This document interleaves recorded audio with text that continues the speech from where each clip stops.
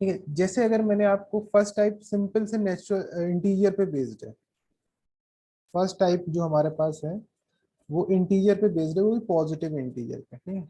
अब देखना इसमें जैसे क्या होगा, जैसे अगर मैंने आपसे एक क्वेश्चन कहा कि अगर सपोज मैंने कहा दो नंबर हैं, सपोज मैंने कहा टू नंबर्स हैं एक्स और वाई सपोज।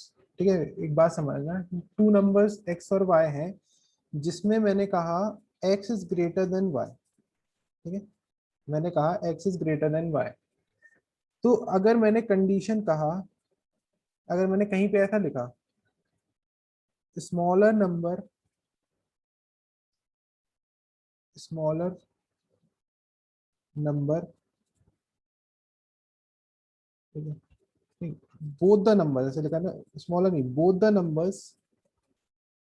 ठीक है, ये आपको जब एक्स और वाई जब आप लेट करेंगे, लेट करेंगे तो ये आपको पता रहेगा कि एक्स वाला कौन सा है।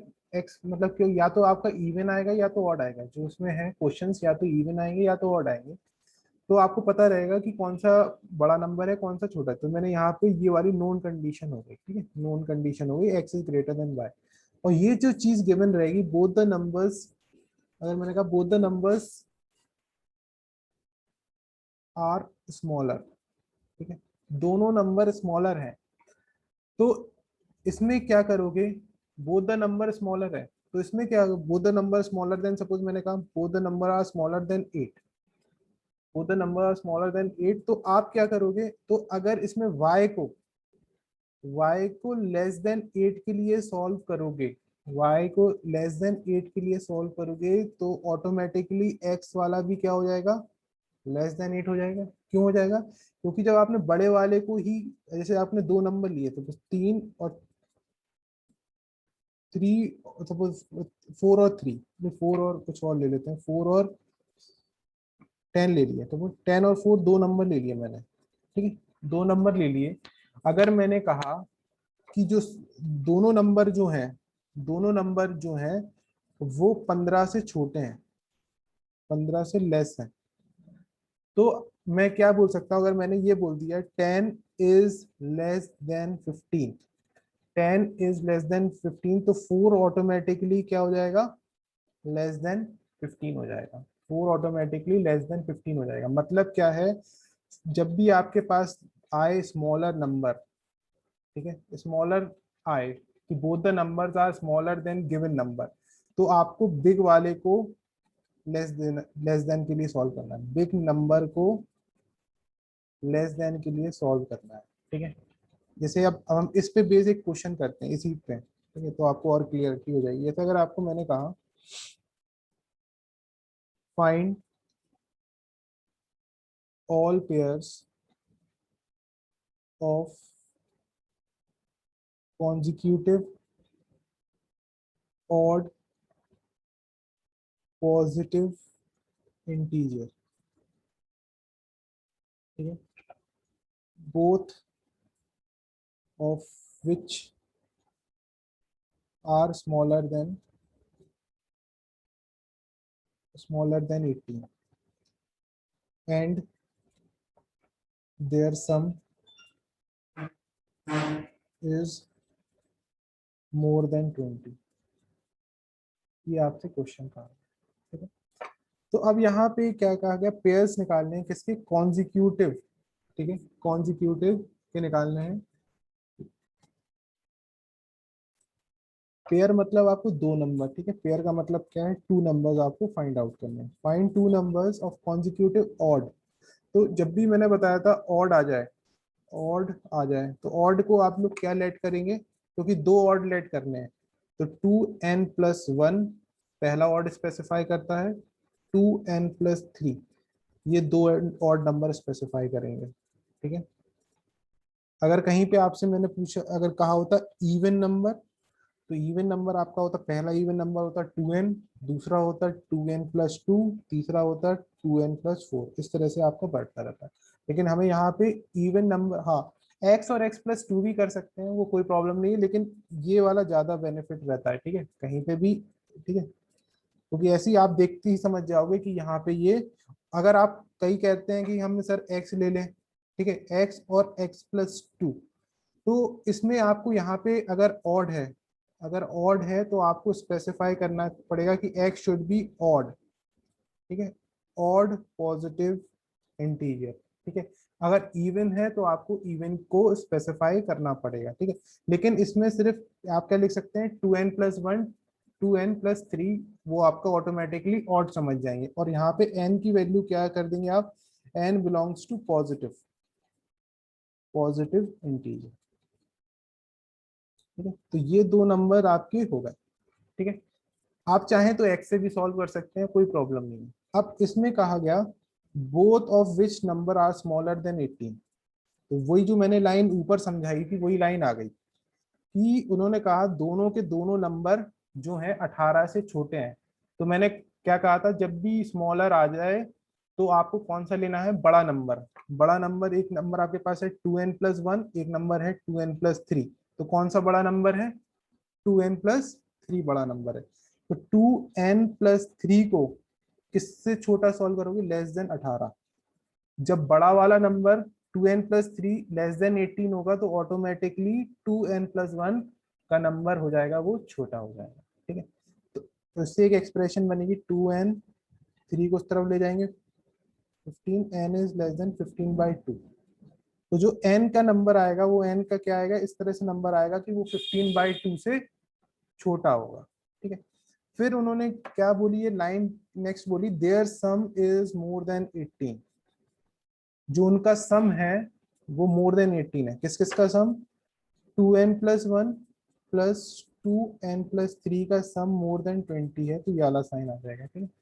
तो उसमें लिखेंगे 4n+4 ग्रेटर देन 20, 4 को उस तरफ ले जाएंगे, 4n ग्रेटर देन 20 -4, तो 4n, ये 16, n is greater then 4। n की वैल्यू क्या है, ग्रेटर देन 4। तो ये वाली एक्सप्रेशन और ये वाली एक्सप्रेशन, इन दोनों एक्सप्रेशनों को हम कंबाइन कर देंगे। इसका मतलब क्या है, n की वैल्यू 4 से बड़ी है और 15/2 से छोटी है, तो इस एक्सप्रेशन को कैसे लिखेंगे, 4 से बड़ी है और 15/2 से छोटी है, ठीक है। अब क्योंकि n मैंने कहा क्या बताया था, पॉजिटिव इंटीजर पे बिलोंग कर रहा है, एन कहाँ पे कर रहा है, पॉजिटिव इंटीजर पे, तो इनके बीच में कौन कौन से नंबर आएंगे जो इंटीजर होंगे, वो आएगा 5, 6 और 7, ठीक है। क्योंकि 15/2 आपको देता है 17.5 देगा, 17.5 से छोटा 7 होगा, तो ये तीन आपके वैल्यूज आएंगे। अब आपको नंबर निकालना पड़ेगा। नंबर आपने क्या लिया है, 2n+1, 2n+ 2n+ कितना है, 2n+1 और 2n+3, ये दो नंबर थे। तो when n is equals to 5, दोनों नंबर निकालोगे, 2n+1 कितना हो जाएगा, 2 × 5 + 1, 10 + 11, और 2n+3 तो कितना हो जाएगा, 2 n की वैल्यू है 5 × 1 सॉरी 3, तो 10 + 3 13, ठीक है। यानी कि एक पेयर बना 11, 13 का। फिर आप निकालोगे when n is equals to 6, n की वैल्यू 6 है, तो 2n+1, 2 × 6 + 1 तो कितना हो जाएगा 13, फिर 2n+3 तो कितना हो जाएगा 2 × 6 + 12, 12 और 3 15, तो दूसरा पेयर आपका बच रहा 13, 15। ऐसे ही आप n=7 के लिए निकालोगे, ऐसे ही आप n=7 के लिए निकालोगे। एक आप क्वेश्चन करो, ये आपकी एक्सरसाइज का है, फर्स्ट वाला क्वेश्चन है, ठीक है। ऐसे ही आप n के लिए करो, ठीक है, 7 के लिए भी करो। एक आपकी एक्सरसाइज का फर्स्ट वाला क्वेश्चन है, इसमें बिल्कुल यही है। इसमें दिया गया find all pairs of consecutive odd integers both of which are smaller than 10, ठीक है, and their sum is more than 11। बिल्कुल सेम इसी तरह से क्वेश्चन को सॉल्व कीजिए, ट्राई करो इसको।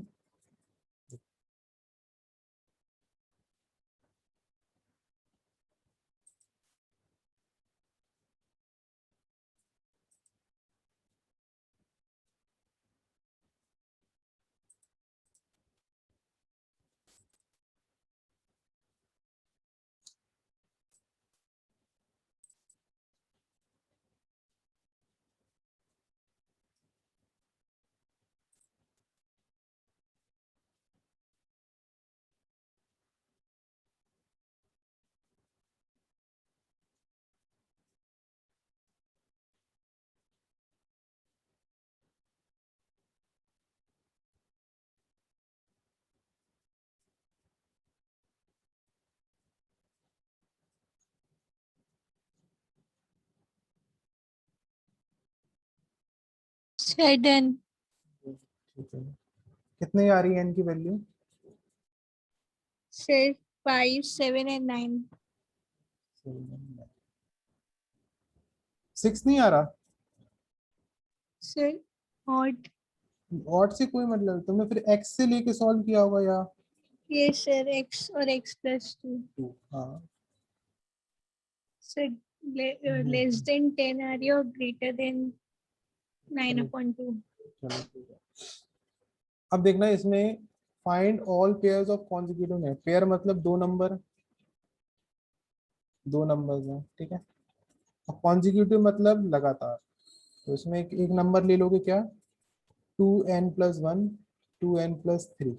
अगर आपका ऑड है, ठीक है, अगर आपका ऑड है तो आप ये ले लोगे, ठीक है, 2n+1, 2n+3, ठीक है। अब इसमें क्या लिखा है, both of which are smaller. दोनों क्या हैं, 10 से छोटे हैं, ठीक है, दोनों के दोनों 10 से छोटे हैं। तो जब भी इस तरह की कंडीशन आए तो मैंने क्या कहा था, बड़े वाले को लेस देन 10 सॉल्व कर देना, 2n+3 लेस देन 10, ठीक। तो जो होगा 7, n की वैल्यू हो जाएगी 7/2। फिर उन्होंने कहा सम इज मोर देन 11, जो सम है वो आपका क्या हो जाएगा, 11 से बड़ा। तो सम दोनों का सम कर दो, 2n+1, 2n+3 ग्रेटर देन 11, ठीक है। तो हो जाएगा 4n+4 ग्रेटर देन 11, 4n हो जाएगा 7, n की वैल्यू हो गई ग्रेटर देन 7/4। यानी कि, ठीक है, इसकी ये कितना हो जाएगा, n इज, यानी कि इधर पे, यानी कि n की वैल्यू जो है वो क्या है, 7/2 से छोटी है और 7/4 से बड़ी है। तो इसको कैसे लिखोगे, 7/4 से बड़ी है n की वैल्यू,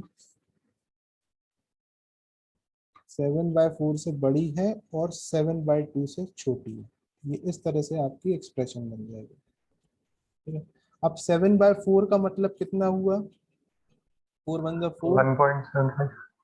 ठीक है, 0, हाँ, 228, 1.75, ठीक है, 1.75। और इसका कितना मतलब हुआ, 3.5। तो इन दोनों के बीच में कौन कौन से नंबर्स आ रहे हैं आपके, एक 2 हो जाएगा और 3 हो जाएगा। 3।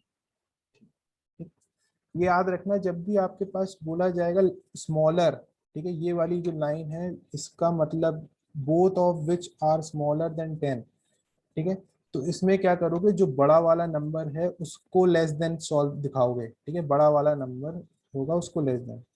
तो n की वैल्यू 2 आ गई, तो आपके पास नंबर क्या थे, 2n+1 और 2n+3, ठीक है। तो अब किसके किसके लिए दिखाओगे, when n is equals to 2। तो 2 × 2 + 1, 4 + 1 5, और दूसरा कितना हो जाएगा, 2 × 2 + 3 7। फिर n इज इक्वल्स टू 3, 2 × 3 + 1 6 + 1 7, 2 × 3 + 3 9। तो पेयर आपके कौन कौन से बने, 5, 7 और 7, 9, ये आपका इस तरह से होगा, ठीक है। सर हाँ बोलो।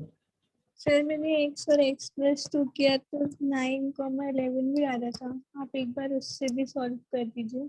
देखो अब, ये देखो, इसलिए मैं कह रहा था इसमें, अब ये है, ठीक है, 9 ये है। अब उसमें आपको क्या दिमाग लगाना पड़ेगा, ठीक है, उसमें क्या है, आपको दिमाग लगाना पड़ेगा। क्यों लगाना पड़ेगा, ठीक है, क्योंकि आपके, इसलिए मैंने कहा था बोथ द नंबर्स, उसमें लिखा गया था बोथ द नंबर्स, एक लाइन लिखी गई थी, बोथ द नंबर्स आर। इसलिए बुक से जाओगे तो थोड़ा दिक्कत होगी, मेरे स्टेप से करोगे आपको कोई दिमाग नहीं लगाना पड़ेगा, जैसे मैंने सॉल्व किया कॉपी पेस्ट में आपको आंसर मिल जाएगा। Both the numbers are smaller than 10, ये कहा है, both the numbers are smaller than 10, ठीक है, ये कहा है। तुम्हारे कौन कौन से पेयर आ रहे हैं ये बोलो। Sir 5, 7 and 9। तो 5, 7, तो 5 रखा हो गया, वो तो कितना मिलेगा, दूसरा मिलेगा 7। 7 और तो 7 रख 7,9 9। और 9। अब देखना ये वाला देखो, 9, 11, ये है, इसलिए मैंने बताया था इसको। ये देखो, इसमें क्या है, 11 क्या हो गया, बड़ा हो गया, जबकि दोनों नंबर कंडीशन क्या थी, दोनों नंबर 10 से छोटे होने चाहिए थे। इसलिए ये वाला नंबर इग्नोर करेंगे। ठीक है, जब तुम x+2 है तो तुम्हें कंडीशंस को चेक करना पड़ेगा, लेकिन जो मैंने कंडीशन बताई है इसमें आपको कंडीशन को चेक नहीं करना पड़ेगा, डायरेक्ट आपका जो आंसर है वही आपको मिलेगा। जैसे इसमें था 5 और 7 और 7 और 9, डायरेक्ट आंसर मिलेगा। ठीक है, इसको प्रेफर करना। बाकी अगर तुमने ये एक्स सर। एक्स वाले तो तुम्हें कंडीशन चेक करनी पड़ेगी एंड में जब आपका आंसर आ जाएगा। ठीक है? अब अगर, ठीक है, ये था फर्स्ट। इसमें क्या लिखा हुआ था, स्मॉलर लिखा हुआ था। क्या लिखा हुआ था, स्मॉलर। तो एक याद रखना, स्मॉलर लिखा गया होगा, बोथ द नंबर स्मॉलर लिखा गया होगा, ये मैं याद करने के लिए बता दे रहा हूँ। अगर बोथ नंबर स्मॉलर लिखा गया होगा तो लार्जर वाले को लेस के लिए सॉल्व करोगे, लार्जर वाले को लेस के लिए लिखा गया होगा। कहीं पे लिखा गया होगा both the numbers are larger, both the numbers are larger. ठीक है, ये लिखा हुआ both the number are less, both the number are, ठीक है, आर स्मॉलर। ठीक है, both the numbers are smaller, इसमें लिखा हुआ both the numbers are larger. तो इसमें क्या करोगे, इसमें जो स्मॉल नंबर है, जो इसमें स्मॉल नंबर है उसको आप लार्जर के लिए सॉल्व करोगे। ये 2 पॉइंट ध्यान रखना। जैसे अब आपका क्वेश्चन नंबर सेकंड है, क्वेश्चन नंबर सेकंड क्या कहता है, find all pairs of, third है sorry, find all pairs of consecutive even positive integer, even positive integers both of which are larger than 5। ठीक है, लार्जर देन 5, दोनों के दोनों नंबर क्या है, लार्जर है, यानी कि अब जो हमारा यूज होगा वो सेकंड कंडीशन यूज होगी, larger than 5 and their sum is less than 23। ये आपसे कहा गया। ठीक है, ये आपसे कहा गया। ठीक है, तो अब सबसे पहला क्या है, पेयर। पेयर मतलब दो नंबर। कौन से लेने हैं, इवन। तो इवन के लिए मैंने क्या बताया था, एक नंबर होता है 2n+2। ठीक है, ये मैंने बताया था इवन के लिए, आप ये ध्यान रखना। और n आपका क्या होगा, पॉजिटिव इंटीजर। n आपका होगा पॉजिटिव इंटीजर, ये बिलोंग्स टू का साइन है। ठीक है, अब मैंने क्या कहा था, लार्जर है, तो लार्जर में किसको देखोगे, स्मॉलर वाले को। तो स्मॉलर कौन सा है, 2n। तो 2n को किसके लिए सॉल्व करोगे, ठीक है, 2n को आप जो होगा वो किसके लिए सॉल्व करोगे, ग्रेटर देन के लिए सॉल्व करोगे। ऊपर में स्मॉलर में किसको सॉल्व करते थे, स्मॉलर में लार्जर नंबर को लेस के लिए सॉल्व करते थे, और लार्जर में स्मॉलर नंबर को लार्ज के लिए सॉल्व करेंगे। ये 2 पॉइंट ध्यान रखना बहुत। ठीक है? तो इसका हो जाएगा n इज ग्रेटर देन 5/2, और इनका सम निकालोगे, सम कितना हो जाएगा, सम बोला है लेस देन 23, तो 4n+2 लेस देन 23। ठीक है, ये 23 में से 2 जाएंगे तो बचेगा 21, बचेगा 21 में से 4। ठीक है, तो n की वैल्यू इसमें है, n की वैल्यू ग्रेटर देन 5/2 है, 5/2 से बड़ी और 21/4 से छोटी। तो ये कितना हो जाएगा 2.5, और ये कितना हो जाएगा 5.25 समथिंग। तो एक n जो हो जाएगा वो कितना हो जाएगा, 2 से बड़ा इंटीजर कौन सा होगा, 3, 4 और 5, 3, 4, 5। ठीक है, तो अब when n is equals to 3, तो नंबर्स क्या है आपके पास, 2n, तो कितना होगा 2 × 3 6, और 2n+2, तो कितना हो जाएगा 6 और 2 8। फिर when n is equals to 4, कितना होगा 2 × 4, कितना आ जाएगा 4 2 जा 8, ये हो जाएगा 2n+2, कितना हो जाएगा 10। ठीक है, ये हो जाएगा। ठीक है, अब आपका, ठीक है, ये इस तरह से हो जाएगा। ठीक है, अब आप n इज इक्वल्स टू 5 पे चेक कर लेंगे। ठीक है, 5 पे चेक कर लेंगे। ठीक है, इस तरह से आप करेंगे। ठीक है, इस पे भी चेक कर लेना, 5 पे मैं कर नहीं रहा हूँ। ठीक है, तो यानी कि आपकी एक पेयरिंग बनी कौन सी, 6, 6, 8 दूसरी आपकी बनी 8,10 और तीसरी आपकी जो बनेगी वो आपकी बनेगी 10,12। ठीक है, ठीक है, ठीक है। ये चीज इस तरह से हम लोग 3 निकालेंगे। ठीक है, ये बता दो इसमें कोई दिक्कत हर्षिता, इसमें कोई परेशानी तो नहीं है इसमें?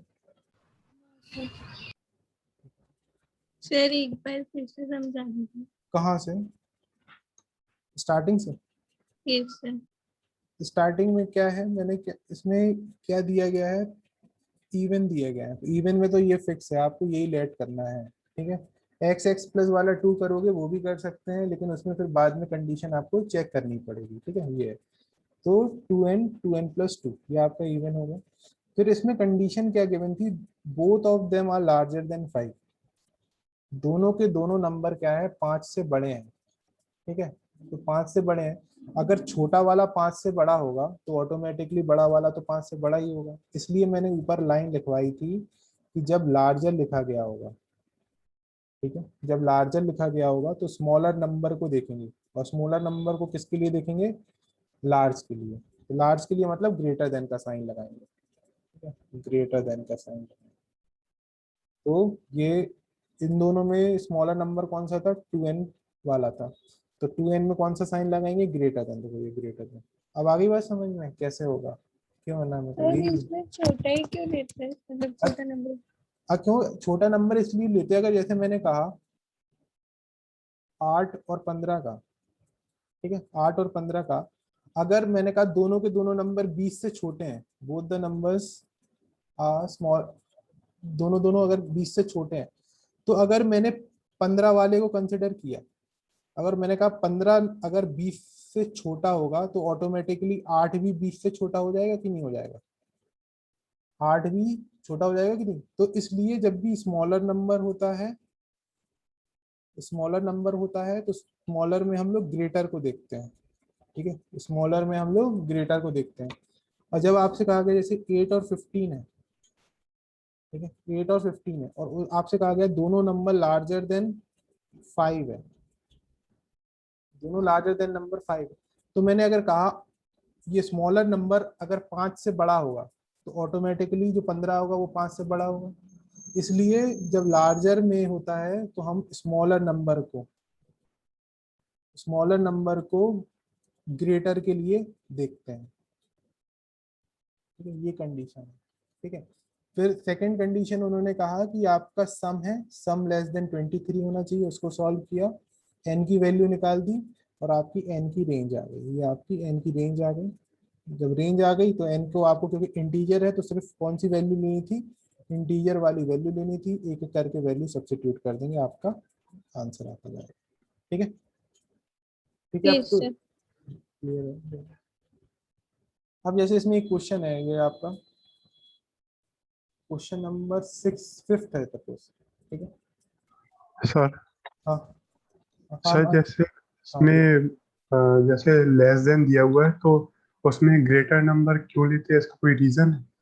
क्या मतलब, मैंने अभी बताया कौन सा, जैसे कौन सा बोला, कौन तो सा? ऊपर जो आपने पिंक इंक में समझाया था, हाँ हाँ जैसे स्मॉलर देन नंबर दिया है तो उसमें जो बड़ा नंबर होता है वो लेते हैं। हाँ, क्योंकि अब देखना, जैसे मैंने कहा स्मॉलर देन 20 है, ठीक है, अगर मैंने कहा स्मॉलर देन 20 है, दोनों नंबर 20 से छोटे हैं, दोनों Yes. नंबर मैंने कहा 20 से छोटे हैं, तो मैं बड़ा वाला, अगर बड़ा वाला क्या है 15, 15 को अगर मैंने छोटा कर दिया, 15 इज लेस देन 20, तो ऑटोमेटिकली 8 वाला भी क्या हो जाएगा, लेस देन हो जाएगा, क्योंकि 15 जो है वो 8 के बाद आता है ना।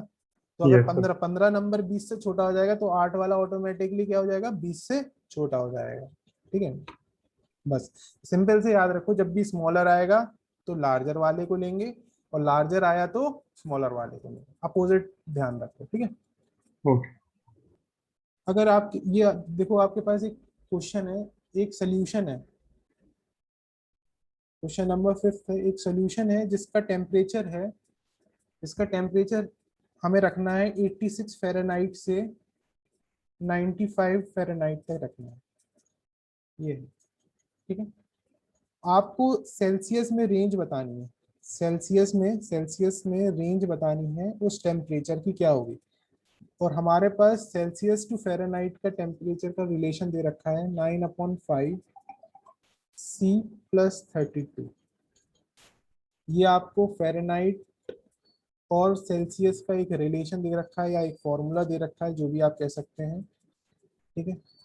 और आपको उन्होंने दे रखा है, ये हमें जो फ़ारेनहाइट का रिलेशन दे रखा है कि हमें 86 फ़ारेनहाइट से 95 फ़ारेनहाइट तक हमें क्या है टेम्परेचर चाहिए सोल्यूशन का। आपको उसको सेल्सियस में कन्वर्ट करना है, सेल्सियस में रेंज बतानी है, सेल्सियस में क्या रेंज होगी।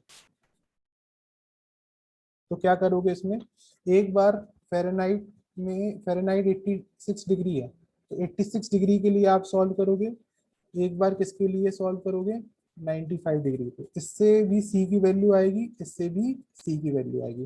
तो जो इससे सी की वैल्यू आएगी और इससे सी की वैल्यू आ जाएगी, वो आपको क्या डिफाइन कर देगी, वो आपको रेंज डिफाइन कर देगी। इस पहले वाले को सॉल्व करते हैं, जो दिया हुआ है कितना है, एफ 86 9/5 सेल्सियस + 32। 32 को इस तरफ ले जाएंगे, 86 - 32 9/5 C, तो 4 ये 5, ठीक है, इक्वल्स टू 9/5 C। ये कितना हो जाएगा 630, तो ये आ जाएगा 30 डिग्री। ऐसे ही इसको सॉल्व करेंगे, तो ये है हमारे पास 95 डिग्री 9/5 सेल्सियस 32। 32 को इस तरफ ले जाएंगे, 95 - 32 9C/5, तो ये आएगा 363 9C/5, तो ये सी की वैल्यू आ गई 35। यानी कि आपका जो टेम्परेचर सेल्सियस में रेंज करेगा वो कहाँ से कहाँ तक करेगा, 30 से 35। इस तरह से आप निकालेंगे बिटवीन 30 एंड 35। ये आपका सेल्सियस में, ठीक है, इस तरह से आपको करना है, ठीक है। इसी पे एक क्वेश्चन है, जैसे ये है, सर हाँ बोलो। सर वो एवरेज मार्क्स वाला बता दीजिए। ठीक है, जैसे यही मैं अब उसी पे आ रहा था। जैसे ये है हमारे पास क्वेश्चन नंबर 7 है, ठीक है। अगर आपको क्वेश्चन नंबर 7 क्या कहता है, अगर ग्रेड ए चाहिए, ग्रेड ए चाहिए किसी भी एग्जामिनेशन में, तो आपको एवरेज चाहिए है 90 मार्क्स और मोर। इसका मतलब क्या है, 90 मतलब इक्वल और मतलब greater than, in 5 papers, in 5 paper each of 100 marks. अब एक है शिक्षा है, इसने स्कोर किए 87 95 92 94, ठीक है, 4 पेपरों में, 4 पेपर्स में। आपको ये बताना है कि minimum marks she should score, ठीक है, to get grade A, grade A, ठीक है।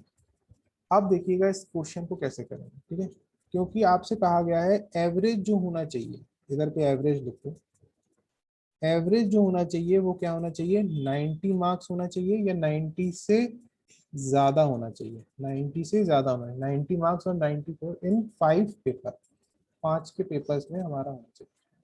तो अब इसको, इस क्वेश्चन को आपको कैसे सॉल्व करना है वो देखते हैं।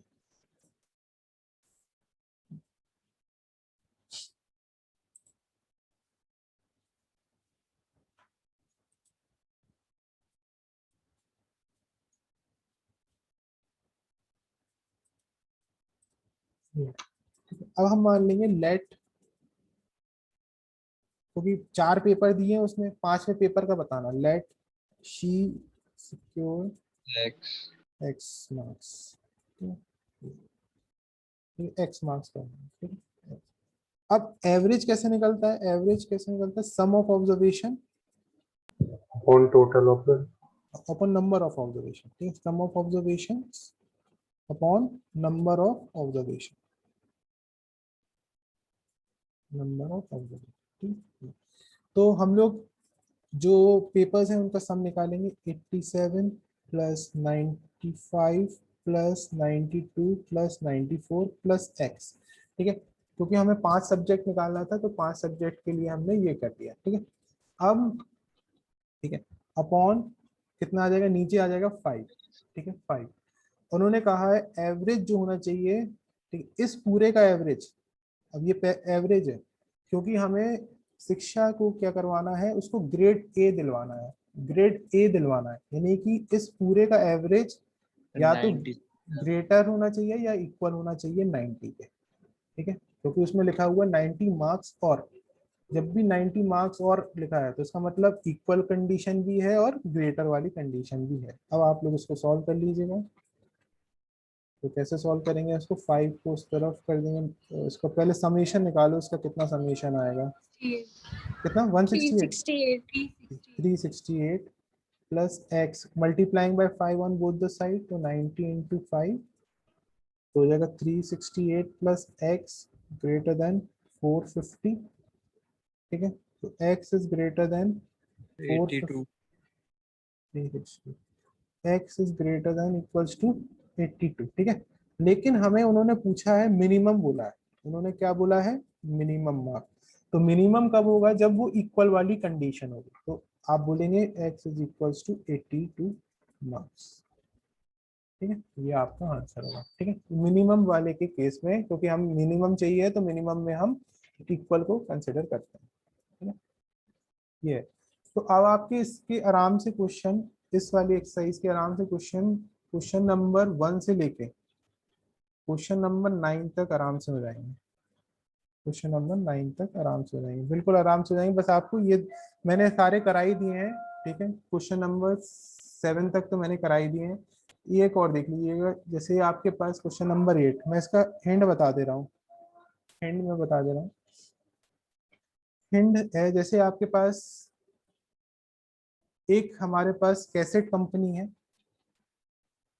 ठीक है, एक जो कैसेट मैन्युफैक्चर करती है, उसका कॉस्ट दे रखा है, ये कॉस्ट फंक्शन दे, इसको बोलते हैं कॉस्ट फंक्शन। अब कॉस्ट फंक्शन का मतलब क्या होता है मैं बता रहा हूँ, 300 प्लस 3/2x, मतलब क्या है, x यहाँ पे क्या रिप्रेजेंट करता है, आर्टिकल प्रोड्यूस या कैसेट प्रोड्यूस, ठीक है, आर्टिकल या कैसेट प्रोड्यूस, प्रोड्यूस। तो मतलब क्या है, जैसे अगर मैंने कहा आर्टिकल 100 प्रोड्यूस हो रहे हैं या 100 कैसेट्स प्रोड्यूस हो रहे हैं, तो कॉस्ट क्या होगी, तो x की जगह 100 रख देंगे, x की जगह 100 रख देंगे, तो 300 प्लस 3/2 इंटू 100, तो कितना आ गया 50, यानी कि 300 प्लस 150 यानी 450, यानी कि 100 कैसेट बनाने की जो कॉस्ट आएगी वो हमारी कितनी आएगी, 450, ठीक है। कॉस्ट फंक्शन किस पे डिपेंड करता है, आर्टिकल जो प्रोड्यूस हो रहे हैं उस पे हमारा कॉस्ट फंक्शन डिपेंड करता है, ठीक है। फिर ऐसे ही होता है हमारे पास revenue, revenue function, revenue function को हम लोग किससे डोनेट करते हैं, आर ब्रैकेट एक्स, ठीक है। इसमें क्या दिया गया है 2x, यानी कि सपोज अगर मैंने कहा कंपनी ने 100 कैसेट्स बेची, तो उसको कितना रेवेन्यू जनरेट हुआ, तो आप करेंगे एक्स की जगह 200, 200 ठीक है, 200 रुपीज जनरेट हुआ, ठीक है, ये है। तो अब उन्होंने क्या पूछा है वो, ठीक है, ये समझ में आ गया सी एक्स का मतलब क्या होता है और आर एक्स का मतलब क्या होता है, ठीक है। सी एक्स हमारा क्या डिफाइन करेगा, कॉस्ट फंक्शन डिफाइन करेगा, और रेवेन्यू हमारा क्या डिफाइन करेगा, आर एक्स क्या डिफाइन करेगा, रेवेन्यू फंक्शन डिफाइन करेगा, ठीक है। अब वो क्वेश्चन उन्होंने पूछा, how much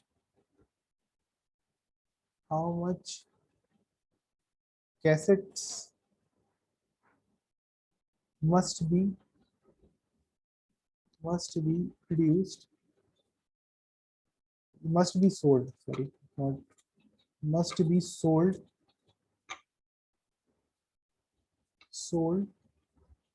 for the company, for the company to realise a profit. आपको बताना है x की वैल्यू, x क्या है हमारे पास, नंबर ऑफ कैसेट्स। आपको कैसेट की क्वांटिटी बतानी है, इस तरह से बतानी है कि कंपनी को क्या हो प्रॉफिट हो कंपनी सर को। Revenue greater than cost. ठीक है, तो अब जब भी इस तरह से होगा प्रॉफिट है, तो प्रॉफिट तभी हो पाएगा जब आपका रेवेन्यू जनरेट हो रहा होगा वो ग्रेटर देन आपकी कॉस्ट से होगा। ठीक है, ये आपको ध्यान रखना है, रेवेन्यू जो होगा वो should be greater than the cost. ठीक है, तभी आपको क्या होगा, प्रॉफिट होगा। तो अब रेवेन्यू का आपको दिया गया है 2x, कॉस्ट आपको दिया गया है, कॉस्ट का दिया गया है 300 प्लस कितना है, 300 प्लस ये 3x अपॉन 2। 2x। ठीक है, ये दिया गया है, तो x को इस तरफ ले आओ, 2x minus 3/2x greater than 300, तो इसमें हो जाएगा 2, 4x minus 3x greater than 300, तो ये हो जाएगा x/2 ग्रेटर देन 300, 2 का मल्टीप्लाई कर दो तो x should be greater than 600। ठीक है, 2 का multiplying on both the side. तो इसका मतलब क्या है, अगर कंपनी को प्रॉफिट चाहिए है तो उसको 600 से ज्यादा की कैसेट्स बेचनी पड़ेंगी। देखना, अगर हमने जो एग्जाम्पल लिया था उसमें भी देख सकते हो, जैसे 100 नंबर लिया था तो 100 नंबर में कॉस्ट कितनी आ रही थी, 450 आ रही थी, और रेवेन्यू कितना जनरेट हो रहा था, 200। तो अब रेवेन्यू कम ही जनरेट हो रहा है तो उसको लॉस होगा, लेकिन हमें लॉस के लिए नहीं चाहिए था, हमें कितना चाहिए था, प्रॉफिट के लिए। तो प्रॉफिट के लिए क्या कंडीशन थी, revenue should be greater than cost. ठीक है, ये इस तरह से आपका सॉल्व। आपका है क्वेश्चन नंबर 1 से लेके क्वेश्चन नंबर 8, नहीं क्वेश्चन नंबर 8 नहीं, क्वेश्चन नंबर 9 तक आराम से सॉल्व हो जाएंगे। इसको एक बार ट्राई करना, फिर कल हम लोग वो लास्ट के 3 क्वेश्चन देखते हैं। सर हाँ, इसमें SP माइनस CP भी लगा सकते हैं। नहीं सीपी जो देखो, जो दिया गया होगा हम वो यूज करेंगे, वो वर्डिंग यूज करेंगे, जो नहीं गिवन होगा उसको नहीं। जैसे यहाँ पे रेवेन्यू और कॉस्ट यूज किया है तो हम रेवेन्यू और कॉस्ट को ही यूज करेंगे। ठीक है, ठीक है, ओके, ठीक है, हम लोग कल देखेंगे तो इसके बाद। Thank you sir.